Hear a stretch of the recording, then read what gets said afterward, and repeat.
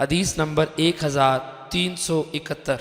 حضرت ابو ہریرہ رضی اللہ عنہ سے مروی ہے کہ رسول اکرم صلی اللہ علیہ وسلم نے فرمایا، نماز با جماعت تنہا نماز پڑھنے کے مقابلے میں 25 گنا افضل ہے۔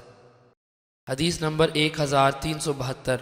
حضرت ابو ہریرہ رضی اللہ عنہ سے ہی مروی ہے، وہ رسول اکرم صلی اللہ علیہ وسلم سے روایت کرتے ہیں، آپ نے فرمایا، با جماعت نماز تنہا نماز کے مقابلے میں 25 گنا افضل ہے، اور فرمایا کہ رات کے فرشتے اور دن کے فرشتے فجر کی نماز میں اکٹھے ہوتے ہیں۔ حضرت ابو ہریرہ رضی اللہ عنہ فرماتے ہیں، اگر تم چاہو تو یہ آیت پڑھو، ترجمہ، اور فجر کی نماز، بے شک نماز فجر میں فرشتے حاضر ہوتے ہیں، سورہ اسراء آیت نمبر 78۔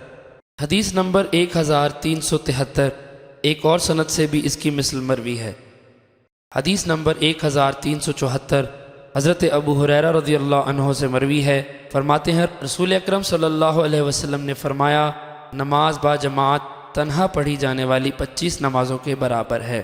حدیث نمبر 1375۔ حضرت ابو ہریرہ رضی اللہ عنہ سے بھی مروی ہے، فرماتے ہیں، رسول اکرم صلی اللہ علیہ وسلم نے فرمایا، امام کے ساتھ نماز پڑھنا ان 25 نمازوں سے افضل ہے جو آدمی تنہا پڑھتا ہے۔